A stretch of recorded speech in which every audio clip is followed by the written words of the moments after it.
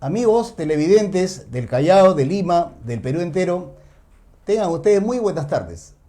Los saluda el conductor de Educación y Ley en Acción, Néstor Zúñiga. Como varios lunes estamos aquí presentes en la señal de Voz Perú TV.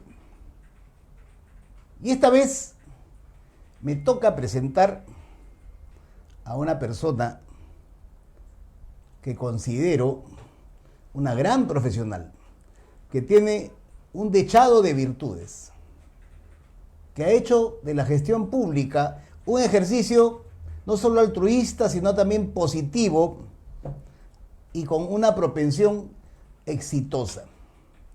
Ella es la doctora en medicina María Elizabeth Inostroza Pereira.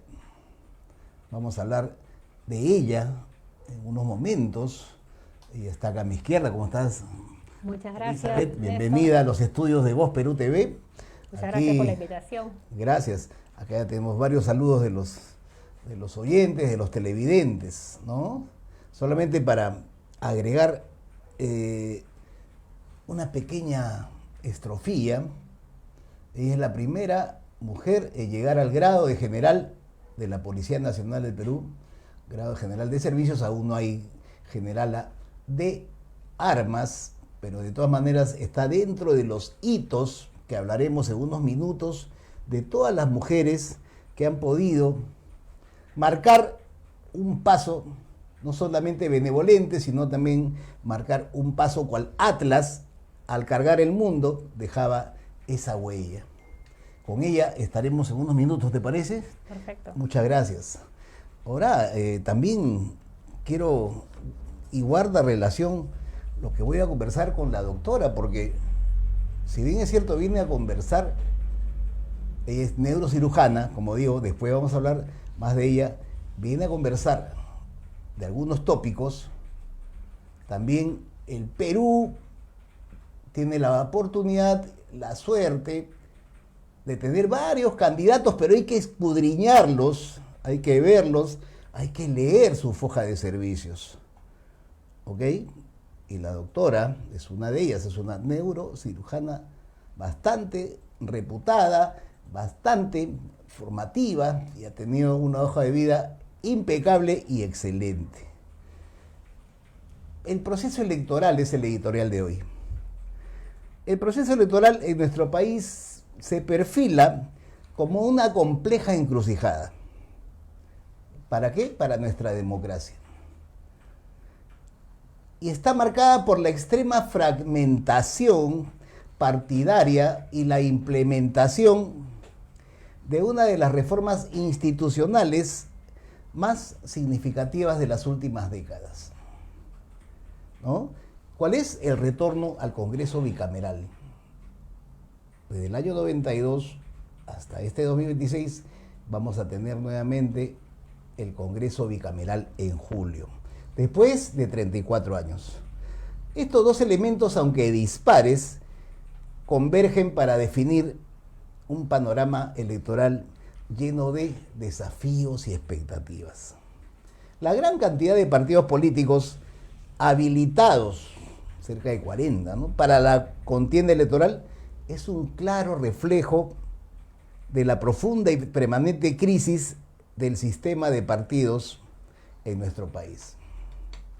Las consecuencias de ello se trasladan ¿a dónde? Directamente a la cabina de votación, esa que está en las aulas. Entramos y viene el dilema: ¿por quién votar? Es un ejercicio ya casi nacional, y es lo que debemos cambiar.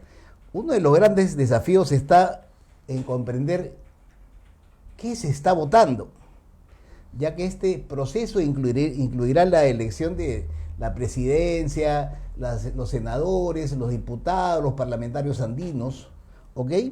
Y con decenas de organizaciones compitiendo, la cédula de votación será excesivamente grande y compleja, convirtiéndose en un documento difícil de comprender. Imagínense, la última votación no era tan extensa como esta.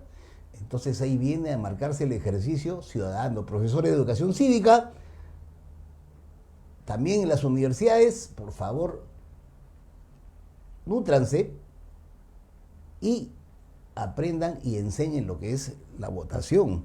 Otro de los desafíos está que los ciudadanos deciden las opciones que apoyarán un día antes de emitir su voto. Esta multiplicidad de opciones genera una sobrecarga informativa que anula la posibilidad de un voto que sea reflexivo y fundamentado, ¿no? Será difícil para un votante promedio investigar y discernir, ¿ok?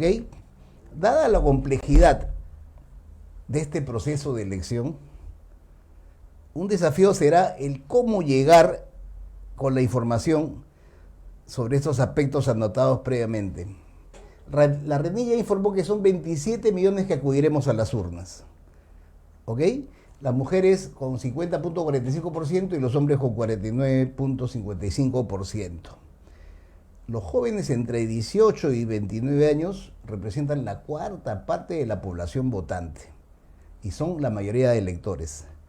De esta gran mayoría de electores, que son los jóvenes, 2,5 millones votarán por primera vez, concentrándose el mayor número de votantes en Lima, nada menos que 718,000. 718,000, mi querida doctora. ¿Cree usted que somos actualmente una nación privada de personajes de referencia y trascendencia? ¿Ve algo en el horizonte que nos dice, sí, todavía tenemos unos personajes, o le rendimos, que le digo, un enorme saludo al peatón diario que lucha y se sacrifica? Bueno, en primer lugar, buenas tardes, un saludo especial a nuestra distinguida audiencia. En relación a la pregunta, yo creo que más que en nuestro país sobra talento, sobra gente profesional, con valores, con principios, gente que quiere que su país sea mejor. El tema es que nadie quiere entrar en política. Cuando uno habla de que va a entrar en política, y puedo contarles mi experiencia personal. Ya, por favor. Yo tampoco pensaba entrar en política. Yo soy médico egresado de la Universidad Nacional Mayor de San Marcos, neurocirujano, docente de posgrado, universitario de la Universidad San Martín, y tengo más de 30 años de experiencia en el sector público. 30 años. Más de 30 años como médico y como gestor en salud. Tuve la oportunidad y el privilegio de ser la primera mujer en alcanzar la alta jerarquía de general de la nación en el Perú, y también el compromiso y el reto que ello significa. ¿Y cuántas son? No son, en la policía creo que hay 2 nomás, ¿no? Claro, Ustedes 2. 2 que fuimos en el momento que ascendimos, Ya no y yo ascendió una más. abogada, y ahora este año ha ascendido otra colega médico El ejército también creo que tenía. de la policía. Pero Ok. más que otra, el ser la primera mujer general del Perú significó un reto y una oportunidad y un compromiso muy grande. ¿Por qué? Porque significaba romper esquemas, estereotipos que siempre hubieron también en cuanto en las Fuerzas Armadas y en la policía, en relación a que las mujeres pudieran alcanzar una alta jerarquía. Pero yo creo que independientemente del género, la competitividad, el esfuerzo, el trabajo y el profesionalismo hace que uno pueda competir y pueda lograr posicionarse. Y en base a esa experiencia que he tenido de 30 años, he conocido de cerca la realidad del sector salud en nuestro país, desde mi trabajo desde muy joven en hospitales y también en la Policía Nacional. Conozco la realidad de lo que ocurre en mi país.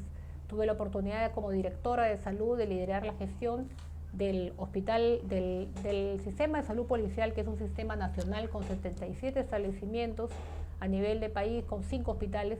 Y ¿Cuántos se atienden en el hospital de policía entre activos y pensionistas? Tenemos un promedio de afiliados, más de 450.000 afiliados al seguro de la familia policial. Porque ahora familiares. con el CIS también hay gente que también está afiliándose al CIS.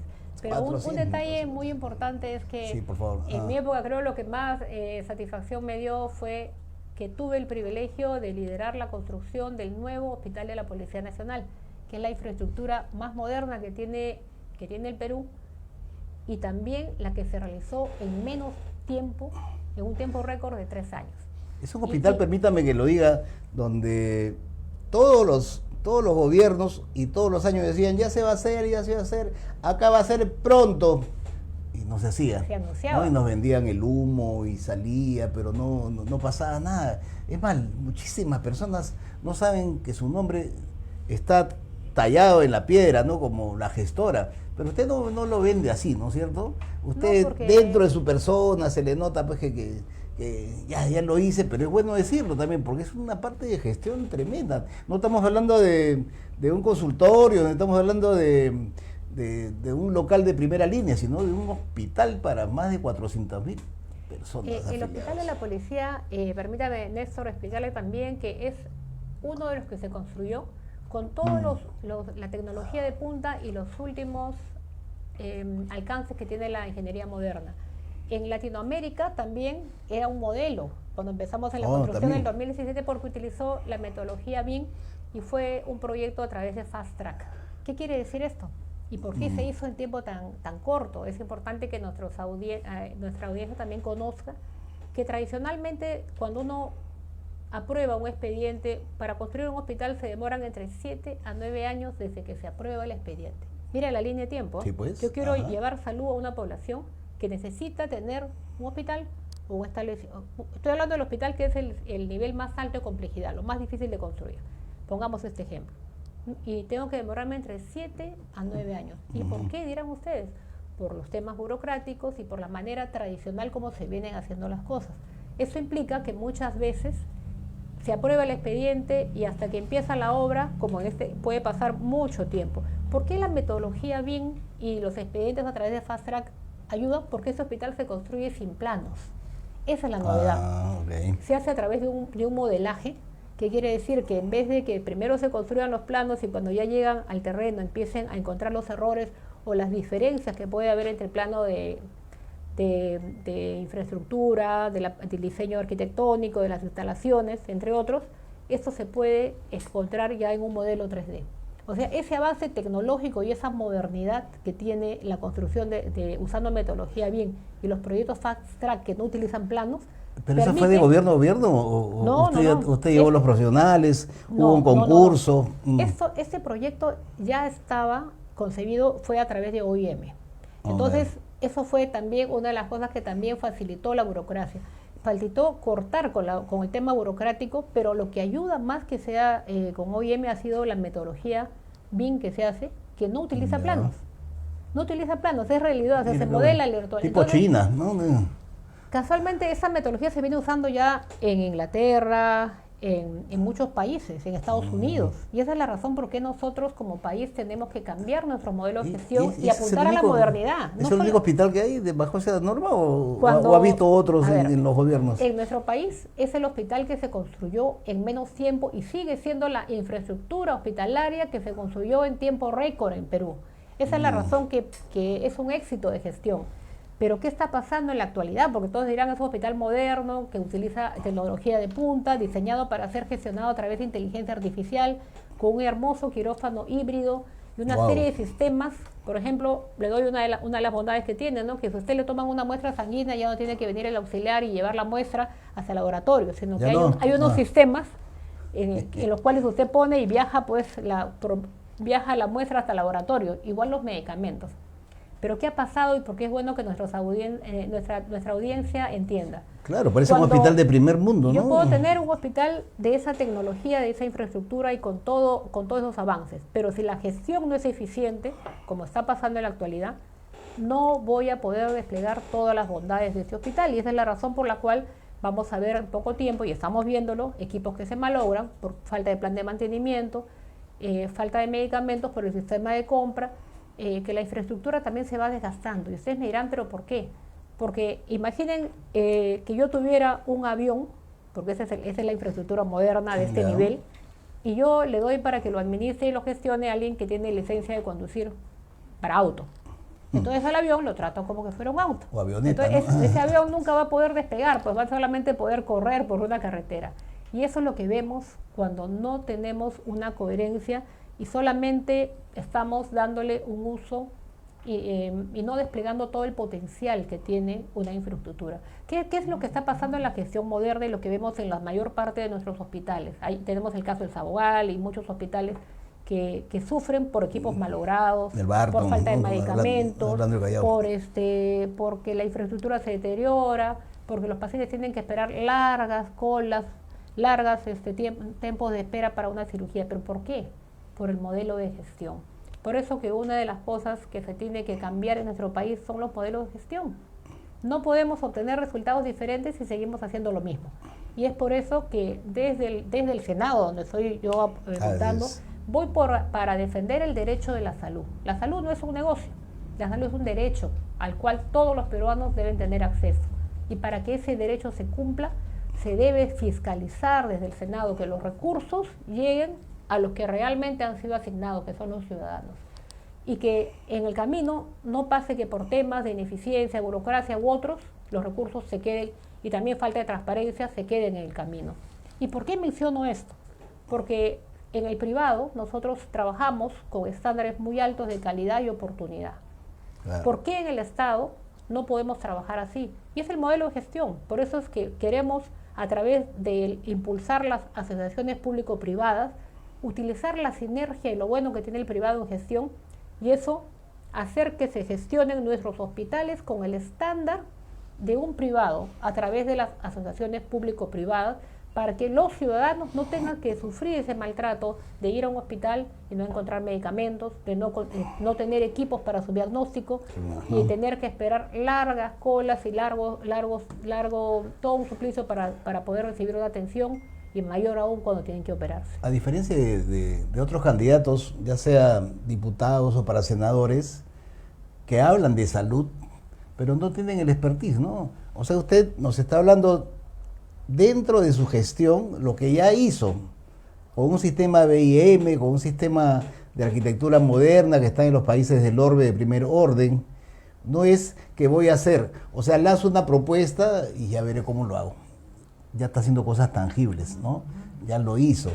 Y precisamente, claro, en el hospital de policía, de lo que era antes, que ahora creo que puede ser un museo en la parte de la Avenida Brasil, falta, ¿no es cierto? Falta mucho que trabajar, las rendiciones de cuentas, porque todo es una queja, ¿no?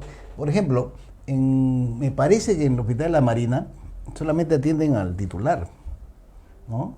Porque la esposa o los hijos tienen que pagar, pero en el hospital de policía atienden a todos, ¿no? De forma gratuita. A ver, permítame, Néstor, completar porque me parece muy interesante que nuestra audiencia entienda. Por favor. La primera parte del hospital se construyó en un tiempo récord que es una hermosa infraestructura hospitalaria con todas las bondades, pero falta la segunda parte, cuyo plan médico funcional quedó listo en el, ¿La segunda parte? En el 2020, claro, es la segunda parte, que son 450 camas de hospitalización. ¿Y no lo han hecho?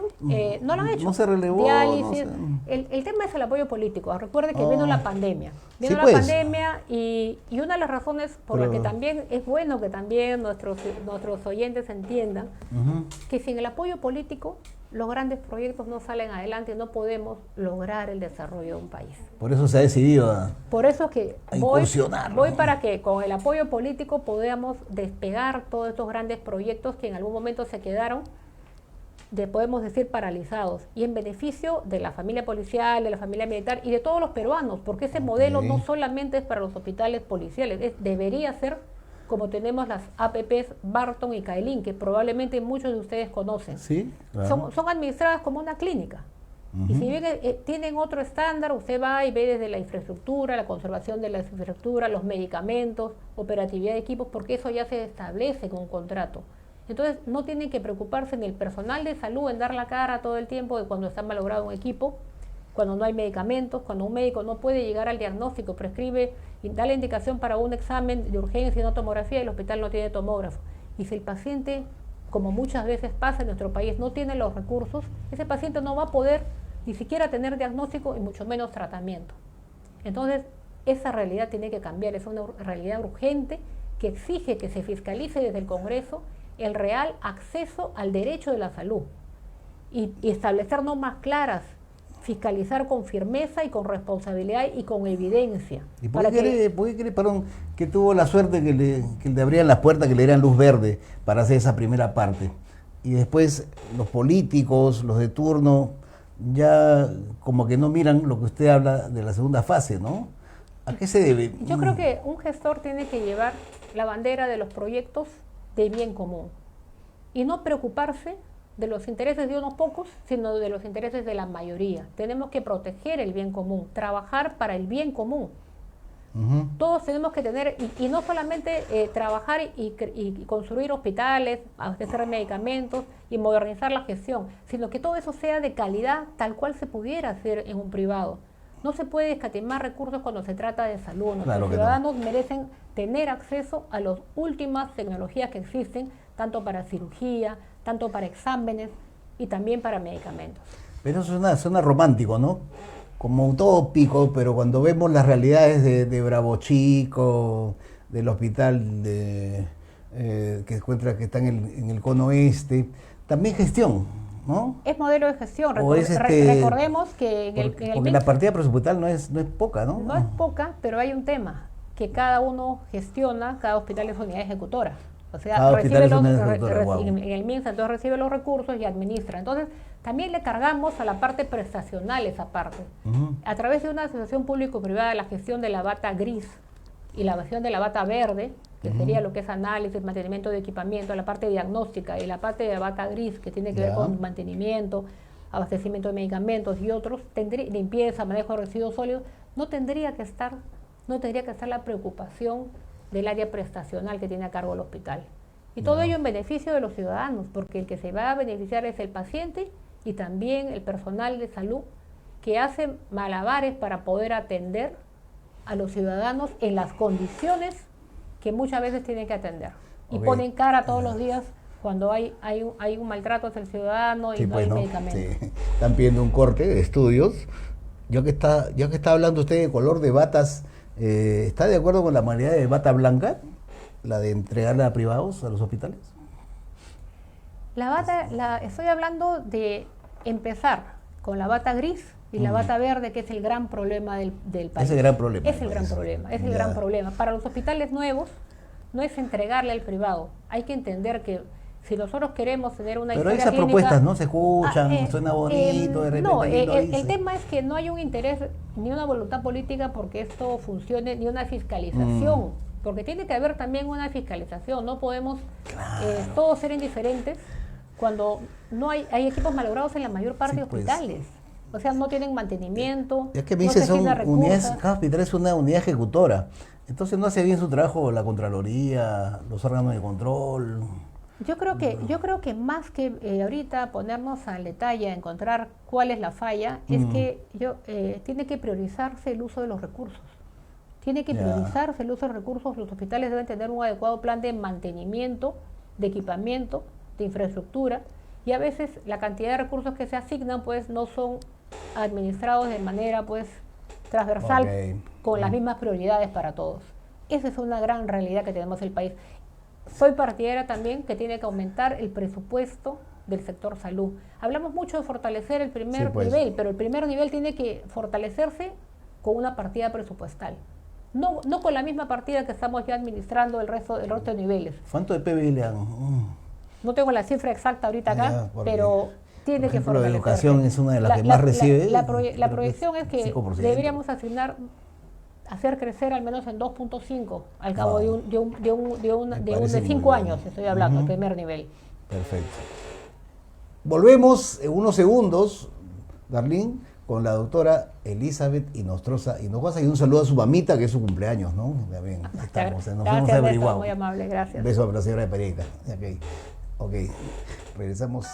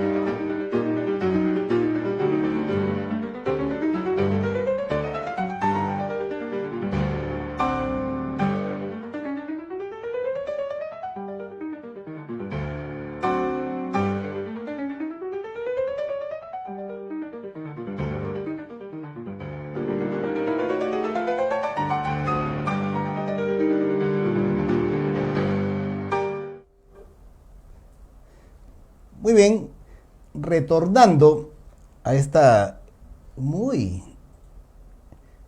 esperada entrevista a una médico neurocirujana que cursó estudios en Paul Sabatier, así se pronuncia, ¿no? En neurocirugía funcional de Francia. Sí. Okay, en Francia, también estuvo en San Marcos, en la Villarreal, también es profesora principal de la Universidad San Martín, todo una sumatoria de docencia y gestión. La doctora Elizabeth, aparte de ser la primera generala dentro de la Policía Nacional, está dentro del top de peruanas como Laura Rodríguez Dulanto, graduada pues en 1900, como la primera médico de San Marcos, especialidad en ginecología. Ella fundó la Unión Patriótica de Señoras en 1910. También tenemos a María Enríquez Ladrón de Guevara, la primera mujer abogada de la Universidad San Antonio de Abad en Cusco. Delia Tazaico del Pino, la primera ingeniera de minas, nada menos que de la UNI. Por eso la tuneladora, eso que abre los túneles dentro del metro, etcétera, se llama Delia, ¿no? Es una tuneladora que justamente porque la primera mujer ingeniera se llamó Delia. Eda Iraldi, una amiga personal mía, la primera bombero que vive en La Punta, la primera bombero voluntaria, y así, ¿no? Ana María Herrera fue la primera que hizo servicio militar obligatorio en la época de Velasco, en el año 75. Liliana Zárate, la primera piloto de la Fuerza Aérea y la primera generala. Exactamente, todas estas mujeres dignas del aplauso, y qué suerte que se anime a postular. ¿Por qué APP? Acá hay que diferenciar porque mucha gente que nos ve, que nos va a ver también seguramente repetición, dice, ¿por qué acción? ¿Por qué Alianza para el Progreso? ¿Qué vínculos tiene con el ingeniero o doctor César Acuña? Es un partido que efectivamente tiene un gran poder de votación a nivel nacional, regional, pero está coludido en las votaciones últimas en el Congreso. Es usted independiente, ¿no es cierto?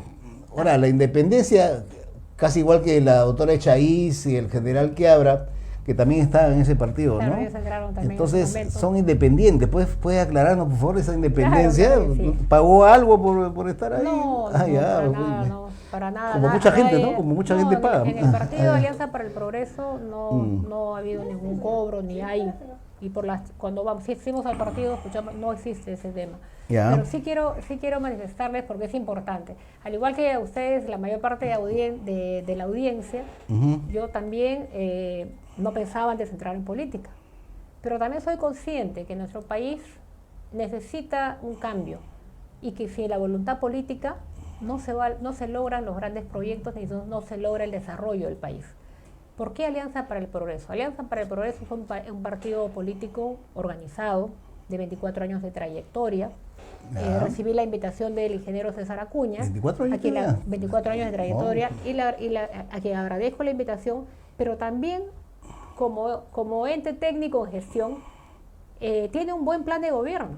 Un plan de gobierno desarrollado por el doctor José Salardi. Y en ese plan de gobierno, en cuanto al tema de salud, el economista, que es la parte claro, con el economista Salardi, claro. Y en el plan de gobierno, en cuanto a salud, lo que más me gustó, que vamos por la misma línea. Yo siempre he sido, desde que he estado en ese tema de gestión, con la construcción del hospital, y vi el potencial que tiene una infraestructura de esa magnitud, y también desde el MINSA, todas las problemáticas de salud que tenemos en el país. Y el plan de gobierno de APP para salud promueve las asociaciones público-privadas para la gestión de batas grises, batas verdes, también para el primer nivel de atención, y también los proyectos y la inversión en salud a través de obras por impuesto. Entonces nosotros tenemos que recurrir a una sinergia con el privado, y en la parte mía es la modernización del sistema del sector salud. Cuando estuve en el MINSA, empezamos esa parte. ¿Por qué? Porque la construcción de hospitales y de infraestructura hospitalaria a través de metodología BIM y Fast Track se llevó y se inició. Y ahora en la actualidad ya está, podemos decir, autorizado para empezar, pero nos falta también formar a la gente. Hay que entender que las nuevas tecnologías, para que se utilicen y se desplieguen al máximo, tienen que venir acompañadas de una capacitación y tener políticas transversales como país que beneficien y que sean puestas poniendo al ciudadano como centro de todo. Si no ponemos al ciudadano, que es el que debe recibir realmente para quien son los recursos y los servicios, entonces no van a funcionar esos proyectos. APP, como les mencioné, el plan de gobierno va por ese lado, va para una sinergia con el sector privado, lo que es inversiones, asociaciones público-privadas para las batas gris y las batas verdes, que es el mayor problema que tenemos de salud ahorita en el país por equipos inoperativos, por desabastecimiento de medicamentos, por infraestructuras que no funcionan y también por el tema de obras por impuestos. El tema de obras por impuestos tenemos que nos va a permitir reducir los tiempos en los cuales podamos tener infraestructura al servicio de los ciudadanos. Entonces tenemos que buscar otras alternativas. Y en todo esto debe haber siempre dentro del marco de la ley y cero corrupción. Eso es algo muy importante que tenemos que también que destacar. Esas son las dos banderas para que funcionen las cosas acá. Perfecto. Es un imperativo moral elaborar un constructo, ¿no? Y yo lo quiero poner de esta forma. Los últimos congresos, cuando han ingresado, no eran diputados, congresistas, y hacen un ejercicio de declaración jurada, no llegan pues anualmente a ganar ni siquiera 2 meses de lo que ganan en el Congreso. Y acá hay una paradoja. La doctora, disculpe que no mando cifras, pero trabaja en la clínica Delgado, es docente principal de la Universidad de San Martín, tiene una clínica personal, es de la cirujana, gana más pues de lo que sería como senadora, estoy seguro, ¿no? Su sueldo es general. Entonces, confiar en quiénes, en los que van a hacerse o van a pretender hacerse ricos a través de lobbies con total deshonestidad, o una persona que tiene, Dios seguramente muy creyente, le ha dado, merced a su capacidad también, muchas cosas. Entonces, yo no soy APP, pero hay que separar la paja del trigo y hay que observar a los candidatos. Hay que observar la calidad de los candidatos. De verdad que sí, ¿no? Entonces, no caigamos en un argumento circular. Si yo empiezo a contar a los que han sido de la familia policial en los últimos 3 congresos, podría llegar a 6. Y si recuerdo a uno que ha hecho cierto avance, es este Chico Azurín, ¿no? Pero lo demás, siendo generales o comandantes, han pasado desapercibidos. ¿Qué nos promete a la familia policial? Bueno, al Perú entero en sí, ¿no? Aparte de la salud, porque yo creo que su lema es orden y salud, ¿no? Así es. Pero la salud, como usted bien ha dicho y todos conocemos, es el problema principal. Si bien es cierto, en el decalaje de los problemas que hoy existen es la sicariato, la extorsión, pero la salud viene a ser y va a ser siempre lo que se encuentra adelante, ¿no? El voto policial, el voto no solamente policial, sino el voto de la Fuerza Armada o el voto del ciudadano común hacia su persona. Ya no se trata de promesas, porque está hablando de cosas que sí se han realizado. ¿Cómo mejoraría la atención primaria de la salud? ¿Qué papel cree que el Estado debe jugar en la regulación y la supervisión de este sistema de salud? Como senadora y teniendo funciones más amplias que la Cámara Baja de Diputados, ¿qué va a impulsar? Así, en 2 o 3 minutos, por favor, doctora. Gracias, Néstor.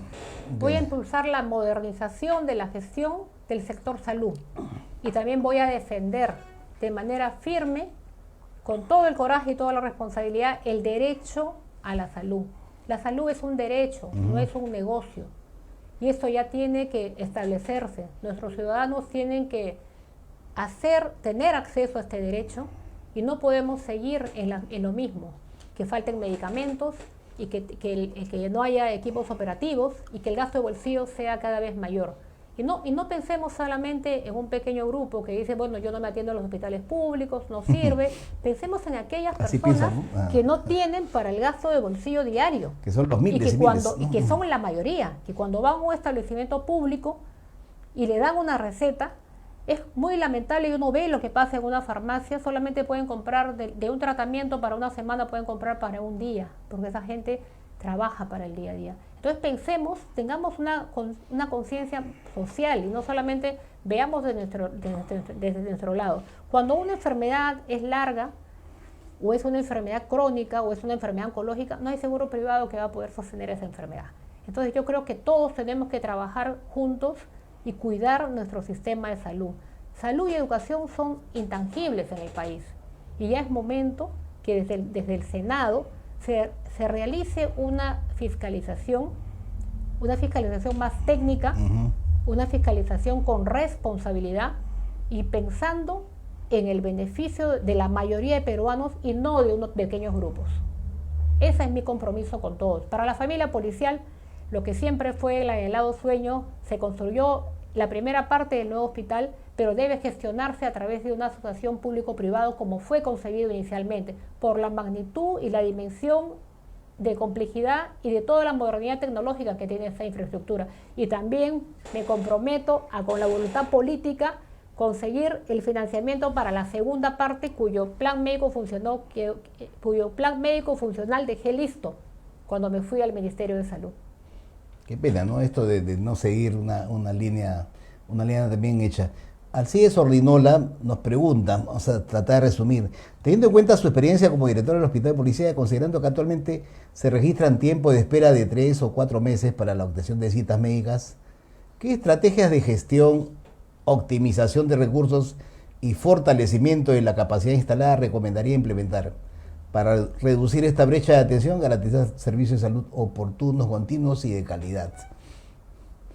Gracias por la pregunta. Es importante, como vemos, todo el tema de la gestión. Tenemos que hacer una programación eficiente del recurso humano, entendiendo que la productividad debe ser y los turnos deben ser diseñados de cara a las necesidades que tienen nuestros pacientes. También estamos ahorita en un proceso de asimilación que próximamente se va a dar. Y que desde la época que yo estuve de director planteamos que tenía que hacerse anualmente. Anualmente teníamos que asimilar un mínimo de 400 profesionales de la salud para que cerrar una brecha que tenemos por más de 10 años que no se logró asimilar personal y que el personal pasaba al retiro y lógicamente por temas de la curva natural ya no podía seguir trabajando en la institución. Entonces ese proyecto no se cumplió. No se cumplió también por falta de apoyo político. Entonces entendamos que es importante que sigamos renovando nuestros cuadros, asimilando personal, pero de manera sostenida. No puede ser un tema aislado, se da en el 2019, después se da en el 22, y así de manera, como se dice, sin la responsabilidad y sin la seriedad. Porque el recurso humano es importante y es lo más valioso en salud. Yo también quiero aprovechar para mandar un saludo a todo el personal de salud que nos está escuchando y agradecerles el esfuerzo que hacen para atender a nuestros ciudadanos a pesar de las limitaciones que tienen en los recursos y todas las vicisitudes que pasan en el día a día. Y decirles que no hay nada más importante y nada más gratificante que poder ayudar a otro ser humano, a un prójimo, a sanar. Y que la gente que va a los hospitales va porque nos necesita. Gracias a ellos somos importantes y tenemos la suerte, como que tenemos los profesionales de salud, de poder sanar y muchas veces acompañar cuando las enfermedades de repente son graves y no pueden ser curadas o son enfermedades ya terminales. Que recordemos siempre el lado humano, la razón por la cual estudiamos esta carrera tan noble de salud, porque creo que eso es lo que nos va a hacer siempre grandes. Eso falta en los hospitales, los médicos tienen 20 pacientes, ya que pase el siguiente, que se vaya, entonces esa parte humanística, deben mejorar, ¿no?, esas condiciones también para nuestros médicos, para las enfermeras, para los auxiliares, para los obstetras, para todos los técnicos, porque el equipo de salud es uno solo y cada uno es importante, sumamente importante para que se produzca una atención de salud con calidad. El personal de salud sufre maltrato cuando no tiene los recursos como poder trabajar, sufre maltrato cuando se malogran los equipos y cuando el ciudadano se molesta muchas veces con ellos. O sea, es frustrante realmente para todos. Perfecto. Bueno, acá hay saludos de Jorge Luis Oliva Chávez, de Mario Martínez Pinto, de Cristina, etcétera. Hablar un poquito de usted, ¿no? Desde su época del destete, desde niña, adolescente, siempre ocupó los primeros puestos, ¿no? De su colegio de Reina de Los Ángeles, por ejemplo, en La Molina. Está en el centro de alta complejidad, no sé, de repente entró número 1 cuando postuló como vacante como capitana, ¿no? Sí. Entonces, o sea, ese desempeño es meritocrático. No hemos hablado absolutamente hasta ahorita nada de su paso por el Ministerio de Salud, pero sí hay una pregunta que queda en la nebulosa. También es parte de la sociedad científica, ¿no? Sí. Ok, correcto. Soy parte de la Sociedad Peruana de Neurocirugía, de la Academia Peruana de Cirugía. Así es. Ya. En noviembre de 2019 fue nombrada ministra de Salud. Estaba en su tercer año de generala. Tuvo que renunciar a pedirle su baja. Ok, correcto, ¿no? Sí. Y bueno, causó gran expectativa. También pues ese fue el momento más difícil de salud de la nación, de toda su historia, ¿no es cierto? Pero lo que dicen ciertas fuentes es de que usted renuncia en marzo, ¿no es cierto? Pero esa renuncia usted hace mutis porque no dice la verdadera razón. Y según acá algunos comentarios, la razón era pues de que usted mandó comprar unos tipos de pruebas diferentes, más caros pero más efectivos, preparó toda una noche un PPT para exponerlo, citarlo, y viene el señor Vizcarra y la deja a un lado, y él es el que decide las compras moleculares. Usted seguramente por una cuestión de lealtad no dijo nada en ese momento, ni dijo nada después. ¿Es esto cierto? ¿Es medias verdades, medias mentiras? Voy a aclarar el tema, que es muy importante. Claro. Voy a aclarar el tema, que es muy importante. Asumí en la cartera del sector salud. Casualmente soy convocada por PSM por un tema de gestión, y todo cuando empezó el primer caso de COVID, más o menos a nivel mundial por el 31 de diciembre en Wuhan, la OMS, todavía no hablábamos de pandemia, Perú recibe los primeros papers, las primeras comunicaciones que entran a nivel de Cancillería, y es muy importante y con copia a la ministra de Salud, a los viceministros de Salud Pública, donde nos anuncian de esta nueva enfermedad y también de cómo se debe diagnosticar esta enfermedad. Recordemos que la medicina es una ciencia, y la ciencia es exacta, no hay nada que improvisar, nada que cambiar, nada que inventar. Entonces, Perú es miembro de la Organización Mundial de la Salud.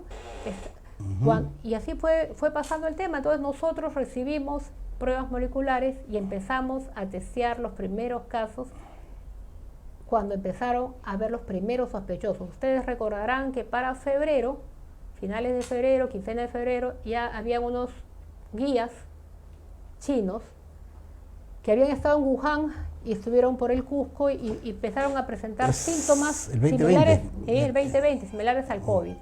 A ellos se les realizó prueba molecular como a todas las personas que eran sospechosas, hasta que el 6 de marzo sale el primer caso positivo.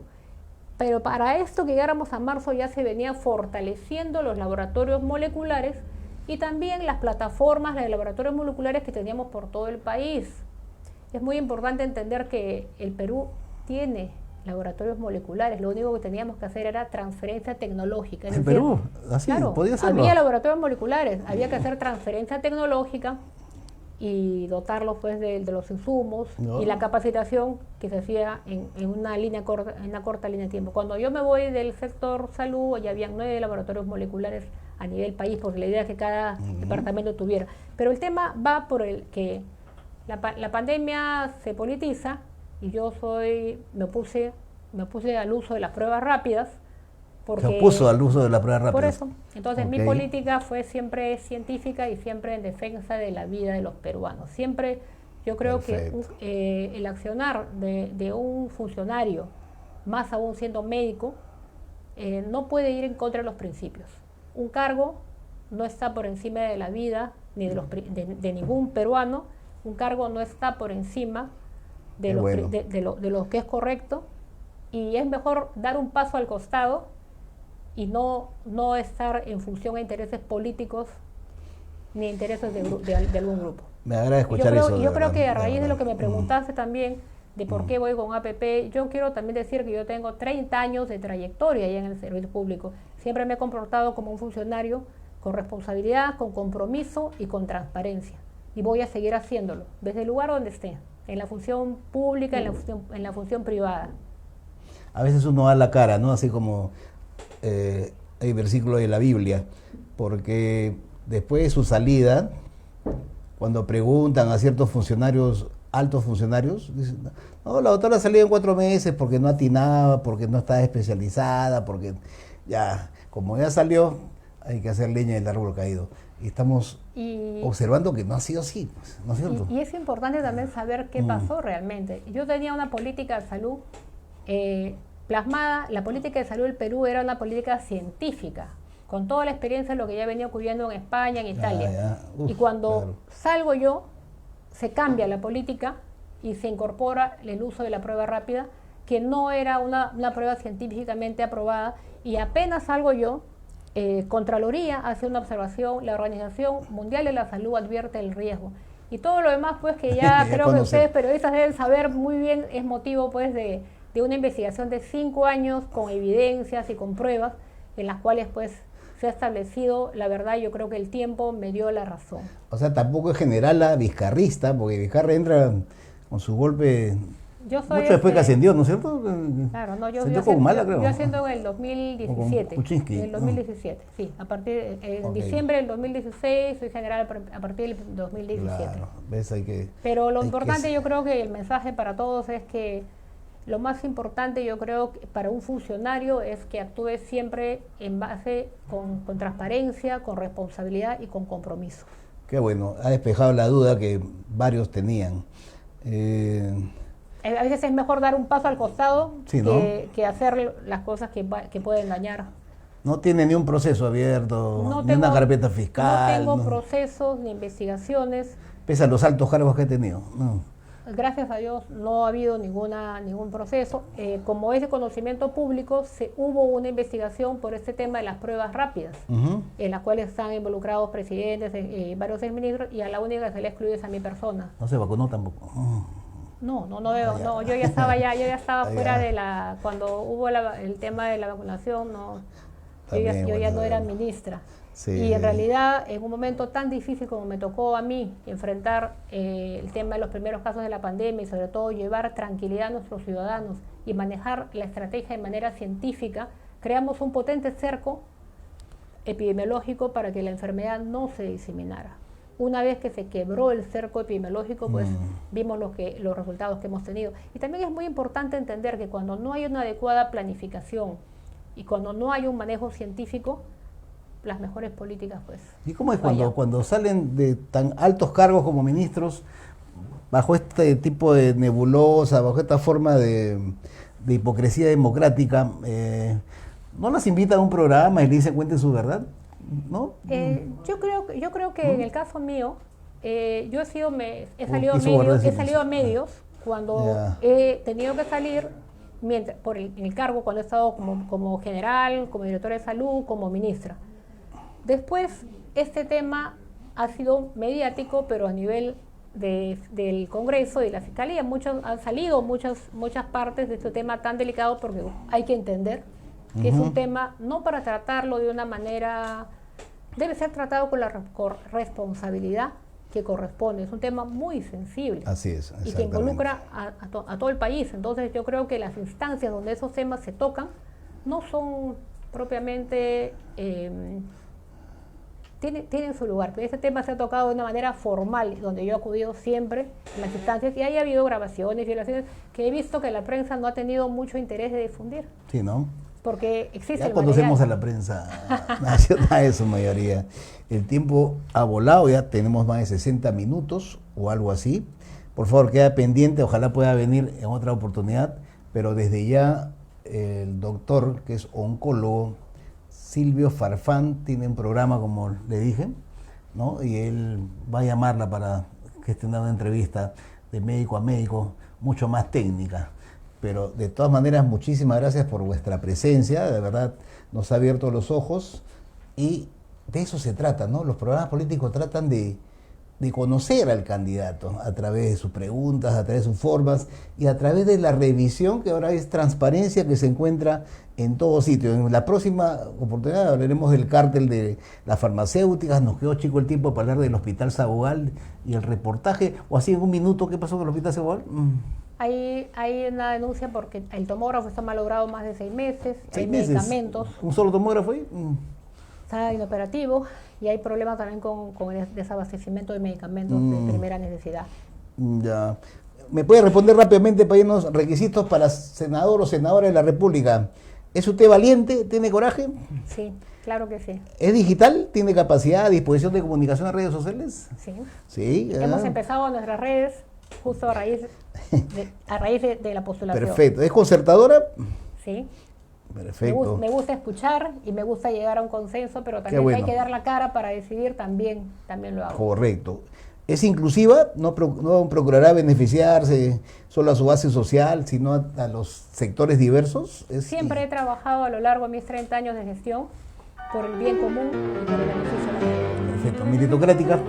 También me gusta competir y creo en la meritocracia, y este es un mensaje para los más jóvenes que nos, bueno, que ¿no? nos escuchan. Otro Perú que sería con que no deben Así desanimarse, que siempre deben de seguirse esforzando. Otro Perú sería con la rendición de cuentas. También. Un limpias. funcionario tiene que ser transparente y rendir cuentas. Competente, sabe cómo resolver los problemas principales de salud. Tengo Tiene la competencia. tengo experiencia de 30 años, conozco los problemas y también sé cómo resolverlos. Sí, pues porque hay gente que tiene 30 años pero no ha tenido los cargos que he tenido. Pues, no, o sea, Me ha tocado eso ya le da un plus ya, ¿no? Me ha tocado trabajar en los momentos más difíciles que ha enfrentado el país. Uno de ellos fue la pandemia, también como directora de salud con un sistema en crisis antes de la construcción O sea, del todo hospital. es sí. 4 más. Empática, También, democrática, sí, veraz sí. y lo más importante, honesta. Muy honesta, ¿no? Muy honesta. Amigos míos, pasaron 60 minutos de educación y legación, un programa bastante hermoso para mi entender, ¿no? Hablando también de la galería de pícaros que tiene toda la nación, y en este torrente imaginativo hemos podido escuchar muy placenteramente a la generala, ¿no? A la generala, a la doctora Elizabeth Inostroza Pereira, que espero que su mamita se recupere rápidamente. Gracias. Y vemos, ¿no? Ahí está en pantalla, Alianza para el Progreso, número 2. Bueno, ya vemos que Acuña también tiene algunos cuadros muy buenos, o sea que no sea Acuña nomás. Será hasta una próxima oportunidad. Un mensaje de despedida, por favor. Gracias. A todos los ciudadanos que nos han estado escuchando, que este 12 de abril marquen el 12 número de 2 abril. por Alianza para el Progreso, Senado Lima Metropolitana, por un país con salud, con orden y salud para todos los peruanos. Excelente. Muchas gracias, estudios. Muchas gracias, amigos televidentes. Y será hasta el próximo programa. Muy buenas tardes, Perú. Callao. Adiós. Arrivederci. Ya está.